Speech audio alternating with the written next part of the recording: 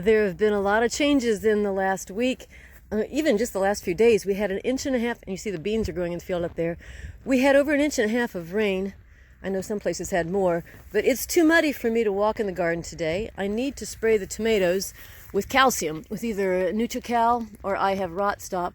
When you have this much rain, it leaches the calcium out of the soil, and that's why a lot of people have trouble growing big tomatoes. They get blossom end rot, where the bottom end there gets black and the whole tomato rots. But if you spray them, if you spray the leaves with, like I said, either Nutri-cal or rot stop or one of those other liquid calcium things, it works also on peppers.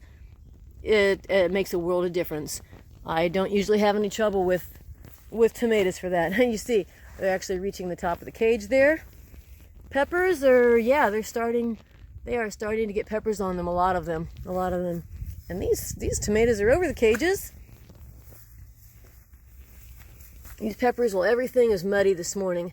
I need to spray the grapes with copper again.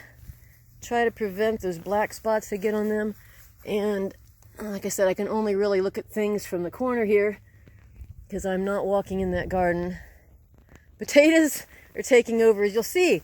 Big difference from last week. There's hardly any dirt between rows. Hardly any dirt between rows. There is now here. The green beans. Oh, looks like they're starting to flower. That's good. That's good. There's the tomatoes there. The corn is, it's over knee high. It is over knee high. That's a sweet corn. That's Temptation. And the other variety over here is Sweetness. The beets have really grown. These are Avalanche, which I think it's a white fleshed beet. And then the regular red ace down there, which are really good for pickling.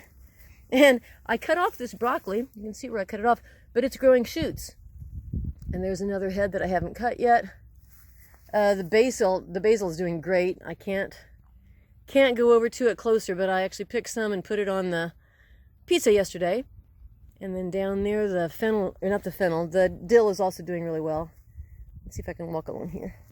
Let's check out the grapes. Oh, look, the pink grapes, they're actually starting to grow.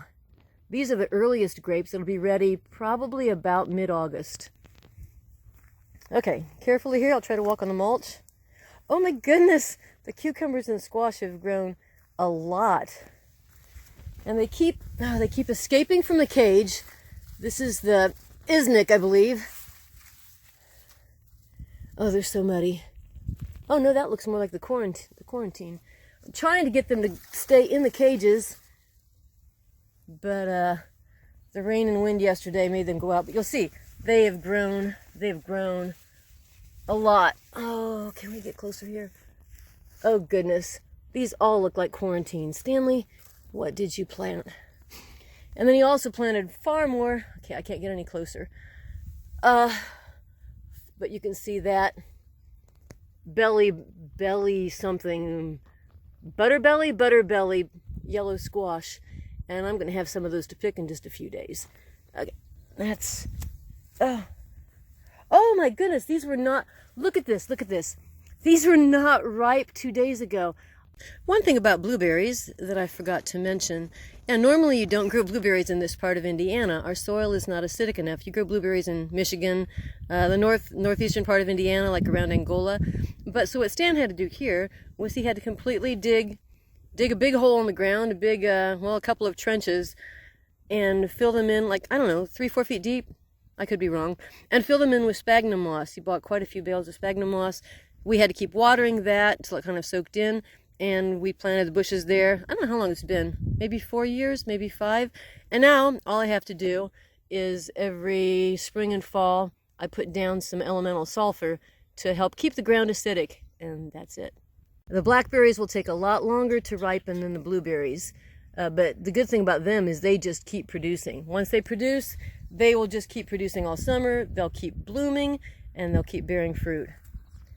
One more thing I wanted to show you is how tall these ground cherries have gotten. In fact, I'm not sure they normally get that tall. And if you see the little paper, there they are. The little paper things in there. Once they get ripe, I'll pop them open and show you what they look like. That's good. Okay, and one last thing here.